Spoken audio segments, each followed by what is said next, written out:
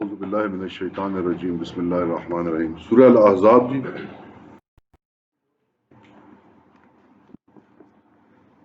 33ویں سورہ 21واں پارہ سورہ الاحزاب آیت نمبر 28 چوتھے رکوع کا آغاز ہو رہا ہے آیت نمبر 28 سورہ الاحزاب آیت نمبر 28 چوتھے رکوع کا آغاز ہے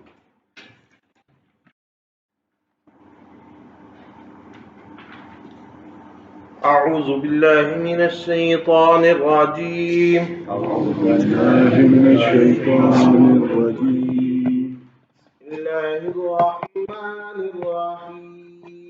بسم الله الرحمن الرحيم يا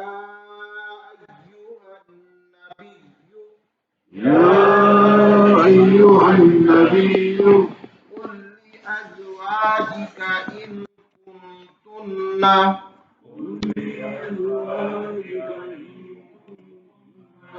تردن الحياة الدنيا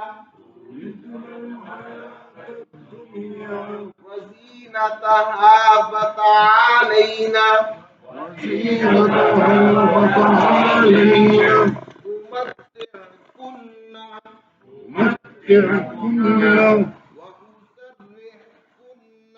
وأسرحكن سراحا جميلا وإن كنتن تردن الله اعوذ باللہ من الشیطان الرجیم بسم اللہ الرحمن الرحیم لا الہ الا اللہ محمد رسول اللہ اللہ اکبر استغفر اللہ استغفر اللہ استغفر اللہ رب زدنی علما رب زدنی علما رب زدنی علما رب اشرح لی صدری ویسر لی امری واحلل عقدۃ من لسانی یفقهوا قولی الحمدللہ رب العالمین والصلاة والسلام علی رسول الکریم درود شریف صاحب ایک دعا پڑھ لیں اللہم صل علی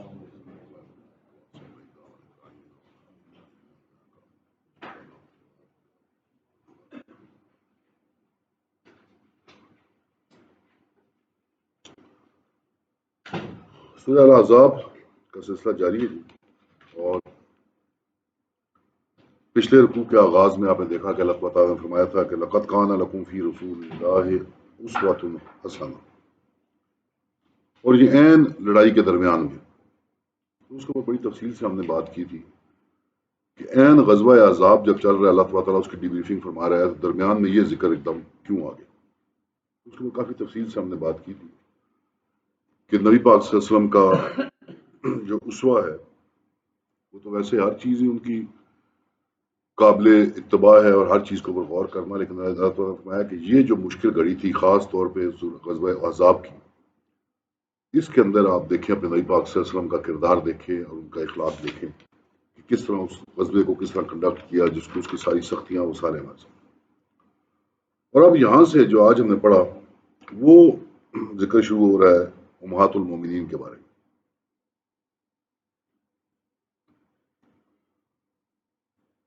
اس ذکر سے پہلے کچھ چیزیں ذہن میں کلیئر ہونا بڑی ضروری ہیں۔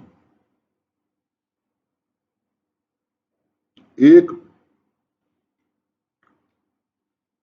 نبی پاک صلی اللہ علیہ وسلم جیسے اسوۃ الحسنہ کا ذکر آیا پیچھے، کوئی نبی پاک صلی اللہ علیہ وسلم کا کردار کا ایسا رخ نہیں ہے جو کہ دنیا کے تمام انسانوں سے بہتر نہ ہو، اخلاق کے معنی میں، باپ کے رول کے اندر، دائی کے رول کے اندر، پیغمبر کے رول کے اندر، امام کے رول کے اندر، پھر ہم نے دیکھا کہ جرنیل کے رول کے اندر، پھر ایک ڈپلومیٹ کے رول کے اندر، کوئی رول ایسا نہیں ہے جو کہ نبی پاک صلی اللہ علیہ وسلم کا قابل اتباع نہ ہو، جس سنت پہ چل کے آپ کامیابی حاصل نہ کر سکیں۔ لیکن ایک بات ذہن میں رکھنے کی ہے کہ نبی پاک صلی اللہ علیہ وسلم تمام کے تمام رولوں کے اوپر قدرت بھی رکھتے ہوں اور اس کے اندر ایک آئیڈیل بھی ہوں اور ایک رول ماڈل بھی ہوں۔ ایک رول بیلکیف ایسا ہے جو کہ نبی پاک صلی اللہ علیہ وسلم ادا کرنے کی نہیں رکھتے تھے قوت طاقت، اور وہ رول ہے ایک عورت کا رول، ایک عورت کا رول۔ ظاہر عورت کا رول تو نبی پاک صلی اللہ علیہ وسلم ادا نہیں کر سکتے۔ ایک تو چیز یہ ذہن میں رکھیں کہ یہ جب آیات اتنی تفصیل سے یہ آ رہی ہیں، اور سورہ احزاب کے اندر بہت ساری تفصیل آگے اور بھی آئے گی. تو ایک تو نبی پاک صلی اللہ علیہ وسلم بطور رول ماڈل عورت تو نہیں بن سکتے تھے. ایک دوسرا، سورہ احزاب اور سورہ نور سے ہمیں یہ اندازہ ہوتا ہے کہ گھر کا جو ماحول ہے، فیملی کا جو ماحول ہے، مسلمانوں کے گھر کے اندر فیملی کا ماحول جو یہاں ڈسکس ہوگا، اور پھر مسلمانوں کے معاشرے کا ماحول جو جا کے سورہ نور کے اندر ڈسکس ہوگا، کہ اس کی کتنی زیادہ اہمیت ہے عند اللہ، کہ اللہ تبارک و تعالیٰ نے اس کی تربیت کے لیے کتنا خاص اہتمام کیا. دوسری بات. تیسری بات، تاریخی طور پہ ذہن رکھیں کہ معاملہ تھا کیا. نبی پاک صلی اللہ علیہ وسلم آپ جانتے ہیں کہ تمام امہات المومنین، اگر آپ سیرت النبی پڑھیں تو شاذ ہی کسی گھر کے اندر کو 2 دفعہ چولہا جلا ہو. نبی پاک صلی اللہ علیہ وسلم کے جتنے گھر تھے اکثر تو چولہا جلتا ہی نہیں تھا، اور اگر کبھی چولہا جلتا تھا تو ایک دفعہ. غربت کا یہ عالم تھا کہ اکثر تو چولہا جلتا ہی نہیں تھا، اور اگر جلتا تھا تو دن میں ایک دفعہ چولہا جلتا تھا. 2 دفعہ تو کئی بہت ہی مشکل، کوئی ایسی کوئی مثال تو میرے ذہن میں نہیں ہے کہ 2 دفعہ گھر میں باقاعدگی سے روٹی پکی.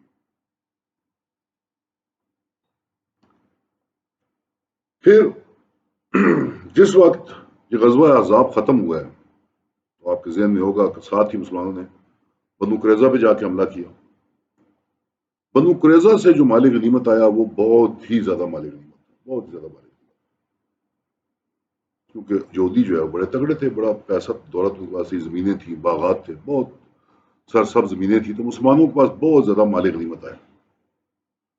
اب جب مسلمانوں کے پاس بہت زیادہ مال غنیمت آیا تو ظاہر ہے اسی طرح نبی پاک صلی اللہ علیہ وسلم نے اس کو بانٹا بھی اسی طرح. تو امہات المومنین نے آپس میں مشورہ کیا کہ نبی پاک صلی اللہ علیہ وسلم سے بات کی جائے کہ ہمارے لیے کچھ آسانی کا بندوبست کرنا، کچھ آسانی. یہ ذہن میں بالکل کلیئر کر لیں کہ یہ نبی پاک صلی اللہ علیہ وسلم کے گھر کے حالات تھے.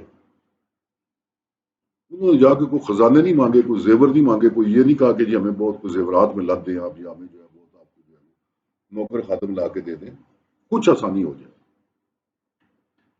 یہ امہات المومنین نے اکٹھے ہو کے فیصلہ کیا کہ کیونکہ اب مسلمانوں کے حالات بہت بہتر ہو گئے ہیں، مال غنیمت بہت آ گیا ہے، تو نبی پاک صلی اللہ علیہ وسلم سے جا کے بات کرتے ہیں اور ان سے کچھ آسانی مانگتے ہیں. جو کہ بات نبی پاک صلی اللہ علیہ وسلم کو بری لگی، اور نبی پاک صلی اللہ علیہ وسلم نے ان سے 1 ماہ کے لیے الا کر لیا. اب حضرت بکر رضی اللہ عنہ کی بیٹی بھی حضرت بی بی عائشہ، حضرت عمر رضی اللہ عنہ کی بیٹی بی بی حفصہ، یہ بھی دونوں نکاح میں تھیں. ان صحابہ کو بھی بے شمار پریشانی ہوگی کہ یہ پتہ نہیں کیا کیا بیٹھی ہیں، کیا ہوا ہے، کیوں نبی پاک صلی اللہ علیہ وسلم اس طرح خفا ہو گئے، کیوں الا کر لی، کیوں علیحدگی کر لی. تو یہ سلسلہ 1 مہینے تک چلا.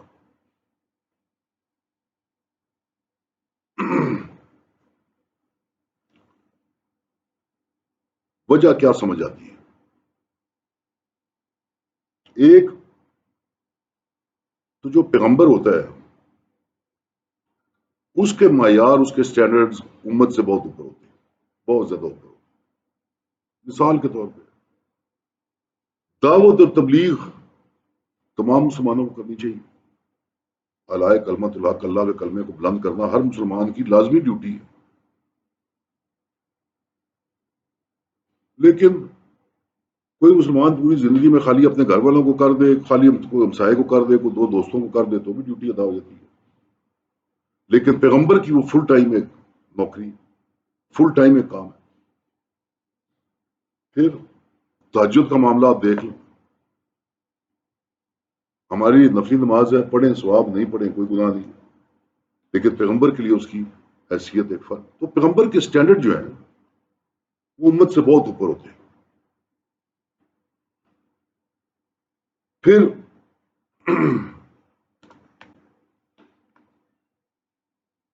دوسری بات، جب کوئی لیڈر، ہم حقیقی معنی میں لیڈر کی بات کر رہے ہیں، حقیقی معنی میں لیڈر جو بھی آپ کے ذہن میں حقیقی لیڈر آتا ہے، جب وہ کسی مشن پہ ہوتا ہے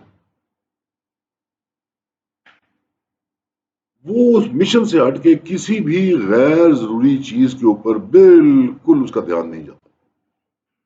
کیونکہ اس کی ٹوٹل نگاہ فوکس ہوئی ہوتی ہے اپنے مشن کے اوپر. اگر آپ کو کسی کی نگاہ سے گزرا ہو، جب پاکستان نیا نیا بنا، ظاہر ہے جو مہاجرین آئے تھے ان کے معاملات بہت خراب تھے، بہت برے حالات تھے ان کے، آگے کوئی اہتمام نہیں تھا، حکومت تھی نہیں. تو ایک شور شرابہ، ایک ہنگامے کا، بلوے کا چانس بن گیا کراچی کے اندر. تو قائد کو آ کے کہا گیا کہ جی مسلمان جو ہے یہ بہت ایک دم بفر گئے ہیں، غصے میں ہیں، بہت برے حالات ہیں. تو آپ اگر ان سے خطاب کریں گے تو آپ ان کو شاید کو تھوڑی تسلی ہو جائے. بڑا مشہور خطاب ہے وہ قائد کا. تو سب جب اکٹھے ہو گئے تو قائد کھڑکی پہ باہر نکلے، انہوں نے آگے کہا کہ جی میرے پاس 2 منٹ ہیں، 1 منٹ میں آپ اپنی بات کریں اور 1 منٹ میں جواب دوں گا، کیونکہ مجھے پاکستان کی بنیاد رکھنی ہے، مجھے کام بہت ہے. تو جو لیڈر ہوتا ہے، جس کا کوئی مشن ہوتا ہے، اس کے پاس غیر ضروری یا للے ترلے کے لیے اس کے پاس ٹائم نہیں ہوتا. ایک تو نبی پاک صلی اللہ علیہ وسلم ایک مشن پہ تھے، ان کی تمام تر توجہ، تمام تر انرجی جو ہے اس مشن کے اوپر تھی کہ میں نے اعلی کلمت الحق، اللہ کا کلمہ، اس کو نافذ کرنا ہے، اس کو سب سے اوپر حاوی کرنا ہے. ایک دوسرا، لیڈر کے لیے ایک اور بات بہت اہم ہوتی ہے جب وہ کسی مشن پہ کام کر رہا ہو. لیڈر کے لیے آپ خود سوچتے ہیں، ہم ان حالات سے بہت تسلی سے واقف ہیں. اگر لیڈر ہلکی سی بھی آسانی لے، کوئی ہلکا سا بھی آرام یا کوئی چیز لے، یا کوئی ایکسٹرا کہہ لے کہ اپنے لیے کوئی چیز لے، نیچے کیا کیفیت ہو جاتی ہے وہ آپ ہم سب جانتے ہیں، ہمیں سے کسی سے بولا ہوا نہیں. ایک چیز یہ، ذرا بھی لیڈر کمزوری دکھا دے، کسی بھی معاملے میں لیڈر کمزوری دکھا دے، نیچے پھر کیا ہوتا ہے وہ ہم سب سے واقف ہیں، سب ماحول سے واقف ہیں. چوتھی بات یہ کہ ہم ابھی سورہ احزاب میں پڑھ کے ہٹے ہیں کہ مدینہ کے اندر منافقین بہت سارے تھے، بہت سارے منافقین تھے. اور ہم نے بھی سورہ احزاب میں پڑھا ہے، ان کی زبانیں لوہے کی طرح چلتی تھی، کینچی کی طرح چلتی تھی. وہ بات کرتے ہوئے کوئی خیال نہیں کرتے تھے کہ نبی پاک صلی اللہ علیہ وسلم کی طبیعت پہ، ذات پہ کیا گزری. وہ ہر وقت اس ٹو میں رہتے تھے کہ کوئی ایسی بات مل جائے. سورہ نور میں جا کے دیکھیں گے کہ کس حد تک وہ چلے گی، کس حد تک چلے گی، جو کہ عام شریف آدمی بھی نہیں بات کر سکتا، اس حد تک وہ نبی پاک صلی اللہ علیہ وسلم کی ذات کے بارے میں باتیں کرنی. وہ ہر وقت اس ٹو میں رہتے تھے. اب جب خاص طور پہ بنو قریظہ کے معاملات ہوئے اور بنو قریظہ سے پیسہ، دولت، باغات بے شمار کچھ آیا، اگر مثال میں دیتا ہوں کہ اگر ہفتے میں گھر میں سودا آتا تھا، مثال دیتا ہوں، اگر ہفتے میں 2 دفعہ بھی سودا آنا شروع ہو جاتا، منافقین کی زبانیں کیا کہتی؟ لو جی یہ ساری بات کو سامنے آ گئی، یہ سارا جھگڑا کمائی کا تھا، گھر کے پیسے چلانے کا تھا. ذرا بھی تبدیلی ہوئی تھی. ابھی بھی آپ دیکھ لیں، ہم اپنے کتنے بڑے بڑے علماء ایسے ہیں، کتنے بڑے بڑے علماء اگر آپ سوچیں گے ان کا اپنا عمل، لیکن ان کی اولاد اگر ٹھیک کام نہیں کر رہی یا باپ کے رستے پہ نہیں چل رہی، ہم خود سوچیں گے ہمارے منہ سے کیا کیا باتیں نکلتی ہیں، کیا کیا چیزیں نکلتی ہیں. حالانکہ باپ تو عالم ہے، وہ تو اپنا کام کر رہا ہے، لیکن لوگوں کی نگاہ ان کے باپ، ان کے گھر کے ماحول، ہر چیز کے اوپر ہوتی ہے کہ اچھا جی بڑا عالم بنا ہوا بیٹا دیکھیں ذرا. تو ایک ماحول وہاں پہ وہ تھا. پانچواں، جیسا میں نے کہا پہلے کہا، جو بہت اہم ہے اور اس کے اوپر تھوڑی سی بحث ہے، اس کا فیصلہ آپ نے اپنے اپنے مزاج کے مطابق کرنا ہے. کیونکہ جب یہ احکامات گزرے ہیں یہاں پہ اور آگے جا کے سورہ نور کے اندر بھی، تو آپ جانتے ہیں کہ ہماری بہت ساری جماعت، بہت سارے علماء نے یہ رویہ اختیار کیا کہ یہ احکامات خالص امہات المومنین کے لیے. میری جتنی میری اپنی حیثیت ہے، میں کوئی عالم تو نہیں، میں شدت سے اس بات سے اختلاف کرتا ہوں، شدت سے. ایک، قرآن کوئی تاریخ کی کتاب نہیں ہے. کہ اللہ تبارک و تعالیٰ تاریخ کے چسکے لینے کے لیے ہمیں واقعات سنا رہے ہوں گے، لو تاریخ کے چسکے لو۔ قرآن کتاب ہے ہدایت کی، جو چیز جو اس کے اندر بات آئی ہے وہ ہماری ہدایت کے لیے ایک۔ دوسرا، ہمیں آج کی خواتین کو کم خطرہ ہے شیطان سے، اور امہات المومنین کو زیادہ خطرہ تھا شیطان سے۔ امہات المومنین کو زیادہ خطرہ تھا شیطان سے کہ ان کے لیے سخت حکم آئے، اور ہمارے لیے ہمیں شیطان سے کوئی خطرہ نہیں۔ تو میں یہ سمجھتا ہوں کہ اللہ تبارک و تعالیٰ نے امہات المومنین کی جو چیزیں اتنی تفصیل سے بیان فرمائیں، اس کا مطلب عورت ذات کے اندر رول ماڈل کو واضح کرنا تھا، ایک۔ اور دوسرا، وہ پہلو نبی پاک صلی اللہ علیہ وسلم کی ذات کے جو کہ عام معاشرے میں کھلے ہوئے نہیں ہوتے، ان کی تعلیم کا اہتمام کرنا تھا۔ گھر کے اندر ظاہر ہے، گھر کے اندر بے شمار باتیں ایسی ہوتی ہیں، ہمیں کیا پتہ ہوتا ہے کہ گھر میں کیا بات ہو رہی ہے، تو ان پہلوؤں کو بھی تربیت کے لیے سامنے کرنا تھا۔ تیسرا، فقیہ کے طور پہ آپ جانتے ہیں حضرت بی بی عائشہ جو ہے، فقہ کے اندر ان کا بے شمار بڑا مقام ہے، لوگ فقہ کے مسئلے رہے کہ ان کے پاس جاتے تھے، کہ جب نبی پاک صلی اللہ علیہ وسلم نہیں رہیں گے تو پھر فقہ کی ہدایت کے لیے ایک میکنزم اللہ تبارک تعالیٰ نے ان پلیس کر۔ یہ سارے ریزنز ہیں اس ساری بات کے۔ بیک گراؤنڈ اس لیے بیان کر دیا تاکہ ہمارے ذہن میں کسی بھی حوالے سے اس کی اہمیت کم نہ ہو۔ اللہ تعالیٰ نے فرمایا، آغاز آپ دیکھیں، آغاز ہی بہت منفرد ہے۔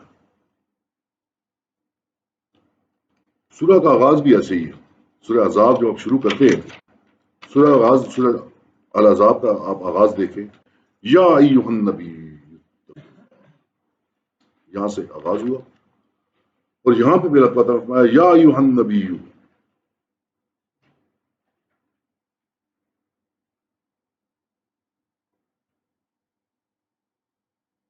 کل ازواجک، کہہ دیجیے اپنی بیویوں کو۔ اللہ تعالیٰ نے یا ایھا النبی کیوں کہا، اللہ تعالیٰ یا ایھا رسول کیوں نہیں کہا؟ یہ خالی آغاز، نبا کہتے ہیں عربی میں بڑی خبر کو۔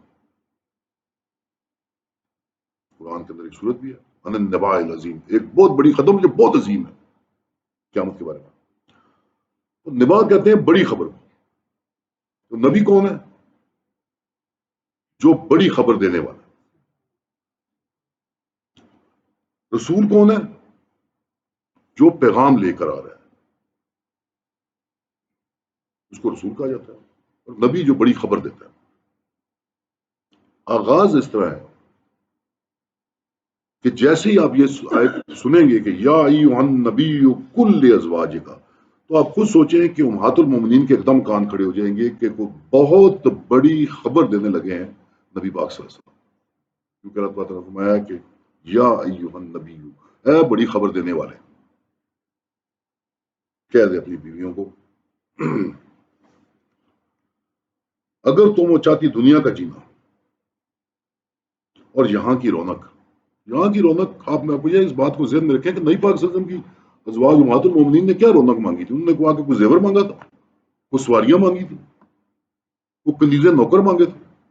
وہاں تو آ کے بنیادی کہ جی ہمارے جو اتنی سختی کے حالات ہیں کچھ آسانی ہو جائے،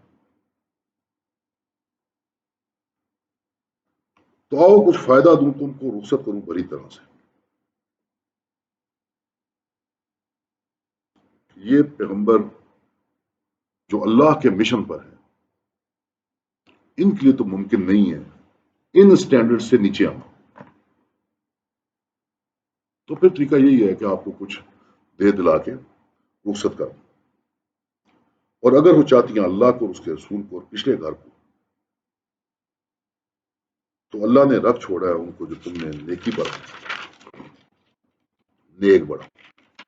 اب جیسے ہی یہ آیت جیسی سامنے آئی تو سب سے پہلے بی بی عائشہ رضی اللہ عنہا انہوں نے سب سے پہلے یہ کہا کہ مجھے اللہ اور اس کے رسول چاہیے۔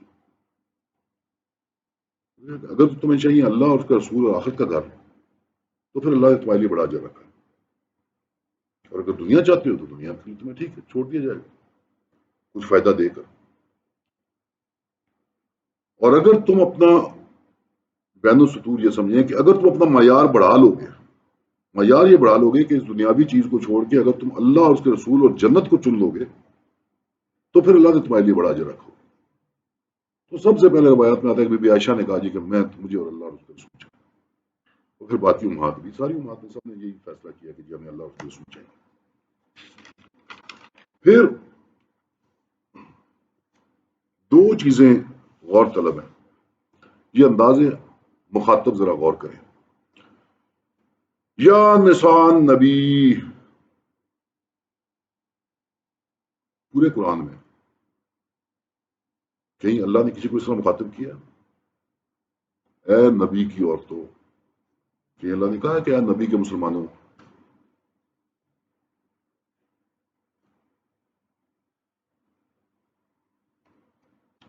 ڈائریکٹ خطاب پہلے بات شروع کی تھی نبی سے، یا ایھا النبی قل لازواجک. اب ڈائریکٹ خطاب کس سے ہو رہا ہے؟ یا نسان نبی، ڈائریکٹ حضور کی ازواج سے.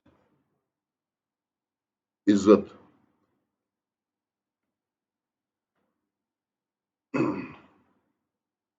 پھر اس کے بعد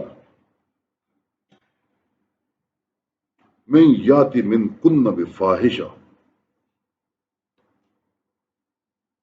جو کوئی کر لاوے تم میں کام بے حیائی کا صریح مبین.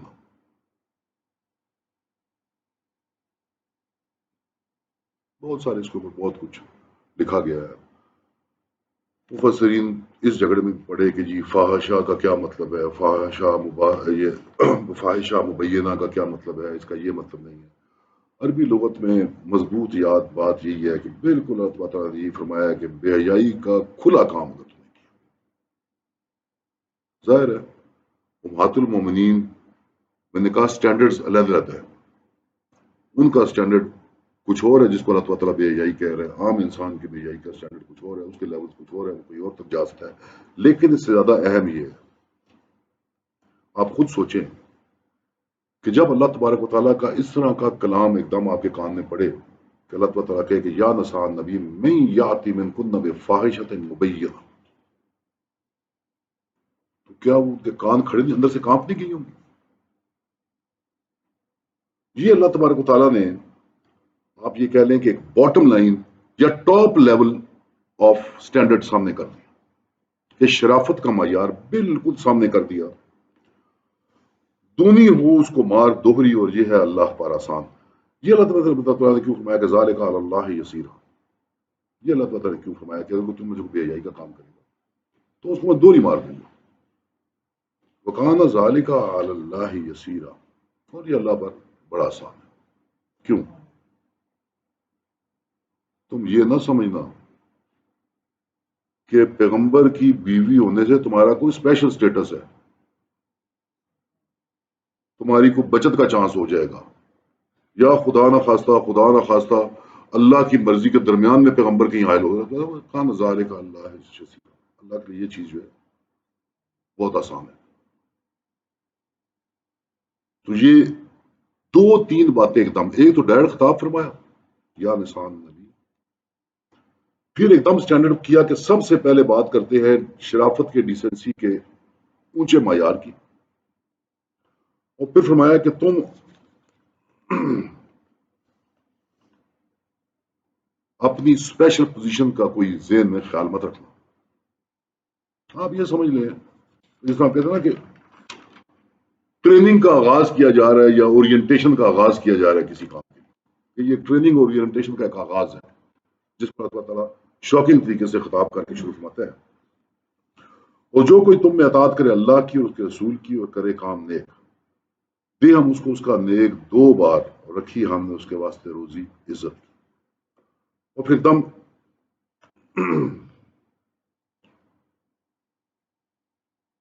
یکنت، کنوت جس کو آپ کہتے ہیں،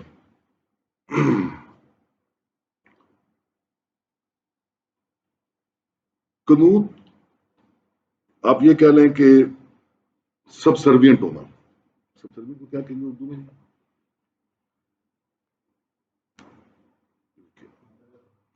متحدی اختیار کرنا یا عاجزی اختیار کرنا.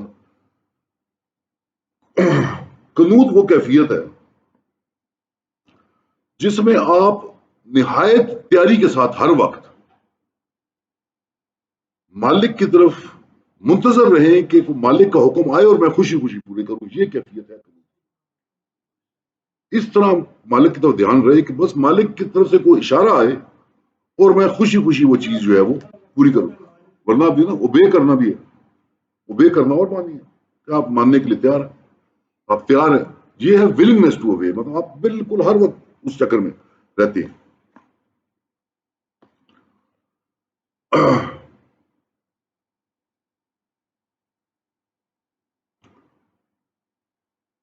اب یہاں سے اللہ تعالیٰ نے اب دیکھیں کہ جس طرح ان کی امہات المومنین کو جس طرح عزت کے ساتھ بات شروع کی اور پھر فرمایا کہ یا نسان نبی، اے نبی کیوں تم نہیں ہو جیسے ہر کوئی عورتیں، اگر تم ڈر رکھو سو تم دب کر نہ کہو بات، پھر لالچ کرے کوئی جس کے دل میں روگ ہے، اور کہو بات معقول. پھر دوبارہ اس طرح احترام دے کے اس کے ساتھ ڈائریکٹ بات کر کے فرمایا کہ بات دب کر نہ کرو، مطلب اس طرح کے لہجے میں بات نہ کرو کہ جس کے دل میں بیماری ہے اس سے کوئی اور مطلب لے لے. عورت کی آواز ویسے بھی آپ جانتے ہیں کہ عورت کی آواز کا ایک خاص افیکٹ مرد کے اوپر ہوتا ہے. تو فرمایا کہ اس طریقے سے بات نہ کرو کہ کوئی منافقین ہے یا جس کے دل میں کوئی مرض ہے یا شیطان جس کے دل پہ سوار ہے. بالکل سیدھے صاف لہجے میں بات کرو. قول معروف. قول معروفہ کیا ہمارے اسلام کی سیٹنگ کے اندر ہم بات کر رہے ہیں، ویسے ایک مفروضے کے طور پہ ہم بات کر رہے ہیں. وہ قول جو بالکل شریعت کے مطابق آپ کھلا معاشرے میں اس طرح بات کر سکتے. مثال کے طور پہ کہ بھائی اندر سے میرے ہسبینڈ کو بلا لیں. بھائی دیکھیں باہر میرے ہسبینڈ تو نہیں آ گئے، میرا ڈرائیور تو نہیں آ گیا. موٹی بات. معروف بات کرو اور لہجہ بالکل استانی کی طرح یا استاد کی طرح سٹرن لہجہ رکھو. دبے ہوئے رہے سخت اسرٹیو لہجے میں بات کرو کہ جس کے دل میں مرض ہے.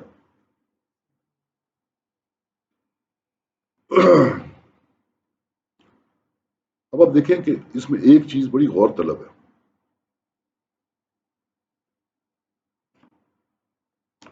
اور یتما جس کے دل میں تما اٹھے، الذی فی قلبہ مرض جس کے دل میں مرض ہے. اب خرابی کس میں ہے؟ بات کرنے والے میں یا سننے والے میں؟ خرابی تو بات سننے والے میں. اس کے اوپر شیطان سوار ہے، اس کے دل میں مرض ہے. منافقت اس کے دل میں ہے. رسپانسبلٹی کس کو دی جا رہی ہے؟ کرنے والے کو کمیونیکیٹ کرنے کہ آپ نے اتنا محتاط احتیاط کا دامن پکڑنا ہے کہ خرابی اس کے اندر ہے. وہ ایسا ہے یا وہ باتیں پھیلائے گا آپ نے کوئی گنجائش نہیں، آپ نے موقع کوئی نہیں دینا اس کو. نہ دھیمے لہجے میں بات کرنی ہے، بالکل کرسپ استانی کی طرح سخت لہجے میں بات کرنی ہے، اور صرف قول معروف بات جو ہے وہ کرنی. اس کے علاوہ بات نہیں کرتی. اور قرار پکڑو اپنے گھروں میں اور دکھاتی نہ پھرو جیسا دکھانا دستور تھا پہلے وقت نادانی کے. اور کھڑی رکھو نماز اور دیتی رہو زکات اور اطاعت میں رہو اللہ کے اس کے رسول کی. اللہ یہی چاہتا ہے کہ دور کرے تم سے گندی باتیں اس گھر والوں اور ستھرا کرے تم کو ایک ستھرائی. بڑی مزدار 3-4 باتیں اس کے اندر ہیں. اور قرار پکڑو اپنے گھروں میں. پہلا حکم واضح ہو گیا کہ اپنے گھروں کے اندر رہو. قرار پکڑو مطلب کمفرٹیبل رہو اپنے گھروں کے اندر. پرائمری پوزیشن جو ہے وہ گھر کے اندر کرنا، مطلب کمفرٹ لینا یا خوشی خوشی رہنا. خوشی خوشی رہو، کمفرٹیبل رہو اپنے گھروں کے اندر. ایک پہلا حکم. اور دکھائی نہ پھرو جیسا دکھایا کر دستور تھا پہلے وقت نادانی کے، جاہلیت کے. دوسرا یہ کہ بند سور کے گھروں سے باہر مت نکلو. اپنی زینت دیکھیں عورت کی کچھ زینتیں ایسی ہیں کہ ان کا کچھ نہیں کیا جا سکتا. مثال کے طور پہ قد ہے، اونچا قد ہے، چھوٹا قد ہے، اس کا کچھ نہیں کر سکتا.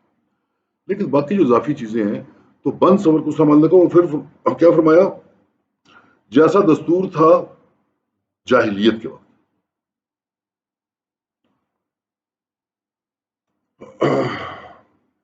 جاہلیت کے وقت کیا دستور تھا؟ پہلی بات تو یہ ہے کہ جاہلیت کے اندر تبرج جس کو کہا، تبرج ہوتا ہے بہت ہی گاڈی قسم کا میک اپ، بہت ہی گاڈی، جیسا یہ ہمارے ٹرک کو رکشے نہیں ہے اس طرح، مطلب جو ہے نا بہت ہی گاڈی قسم کا میک اپ، یہ تبرج. تو یہ جو تبرج جاہلیہ کا تھا، وہ جو لونڈیاں ہوتی تھی وہ یہ میک اپ اختیار کرتی تھی، خوشبوئیں، رنگ برنگے، اٹریکٹ کرنے کے لیے، توجہ ادھر کرنے کے لیے. تو فرمایا کہ وہ جو طریقہ کار ہے اس طرح اپنے آپ کو بناؤ، سوار مت اس طرح اپنا گھر سے باہر نکلتے ہوئے بنو سوار مت. اس سے ایک اور بات درمیان میں نکلتی ہے، ایک اپلائیڈ بات نکلتی ہے، اور وہ ایک حدیث بھی اور آگے ذکر بھی آئے گا کہ گھروں میں بند سنور کے رہو. جب اللہ نے کہا کہ بند سنور کے باہر مت نکلو، وہ اپلائیڈ میننگ ہے کہ گھر کے اندر بند سنور کے رہو. تو وہ ایک حدیث سے بھی بڑا کلیئر اور آگے بھی واضح ہو جائے گا انشاءاللہ. اللہ تعالیٰ نے فرمایا کہ جس طرح وہ اس طرح کا نہ کرو جس طرح تم کرتے جاہلیت کے وقت، اور کھڑی رکھو نماز اور دیتی رہو زکوٰۃ، اور اطاعت میں رہو اللہ کے اس کے رسول کی.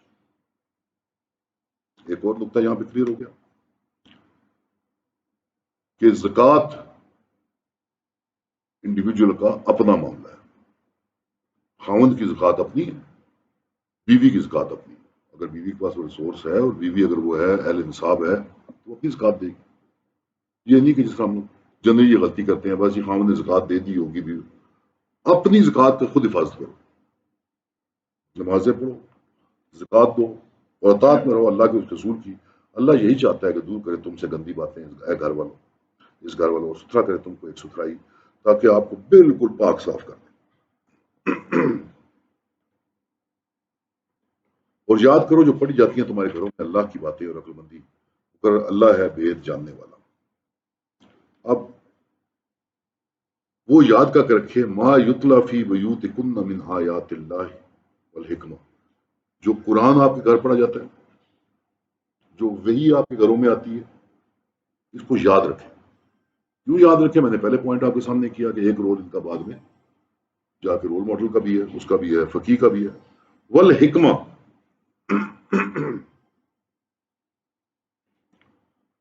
حکمہ آپ یہ سمجھ لیں، مفسرین نے کافی کچھ لکھا ہے اس کے اندر، کہ یہ آیات نبی پاک صلی اللہ علیہ وسلم کس طرح اپلائی کرتے تھے.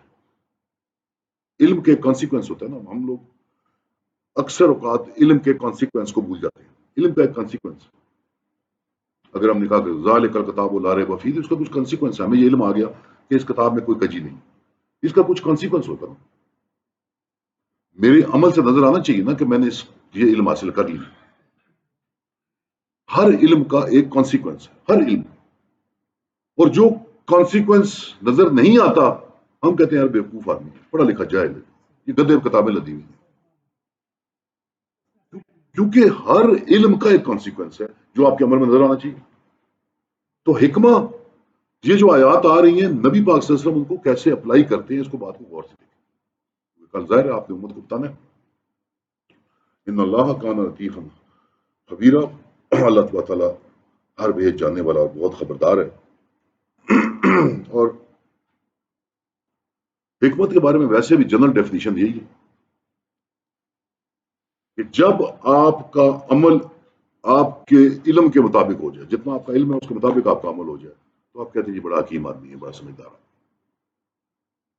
تو یہ کانسیکوینسز آف نالج جو ہے، علم، یہ قرآن پڑھتے ہوئے دو ہی بڑی بڑی باتیں ہیں. ویسے تو بے شمار کچھ ہے، بڑی بڑی باتیں یہ ہے کہ اللہ تعالیٰ چاہتا ہے کہ مسلمان کی نگاہ تبدیل ہو جائے، مسلمان کی دیکھنے کی نگاہ تبدیل ہو جائے. یہ جگ ہے، ساری دنیا کو جگ نظر آئے، مسلمان کو کچھ اور نظر آئے. ایک اور دوسرا، یہ جو علم مسلمان کو دیا جا رہا ہے ہدایت کے لیے، اس کے کانسیکوینس میں اس کا عمل تبدیل ہو جائے. وآخر دعوانا الحمدللہ رب العالمین. آمين. الحمد لله رب العالمين، والصلاة والسلام على أشرف الأنبياء والمرسلين. ربنا زدنا علما وعلما.